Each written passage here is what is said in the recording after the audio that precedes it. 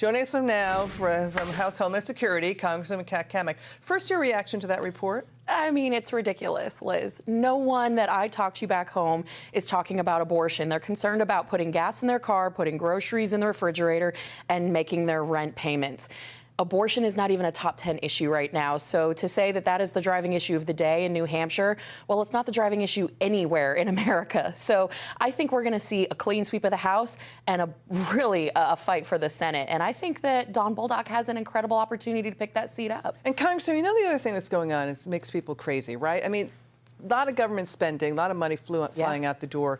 The Democrats are talking about a lot of money for the IRS to do more audits, more IRS agents. The Inspector General for the Labor Department discovered thieves again stole tens of millions of dollars in taxpayer pandemic jobless benefits, including criminal gangs who spent the stolen money on drugs and guns.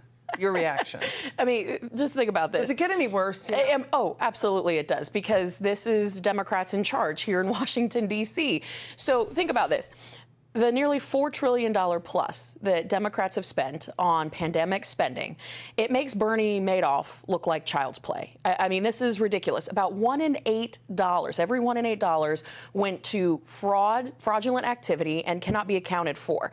And when you think about the $4 trillion plus that has been spent on pandemic relief, if you break that out for every man, woman, and child in America, that's $12,000.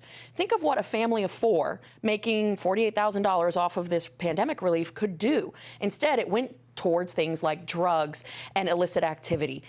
People should be outraged, and that's exactly what Republicans are going to be focused on, is getting accountability back in Washington. And we have IRS workers stealing, government money, pandemic money, Exactly. Homeland Security, FEMA, TSA, and then the Wall Street Journal did that expose, government-wide, thousands of top government officials investing in stocks and trading stocks in companies they oversee and regulate. So this is what's going on heading into the midterms. Final word.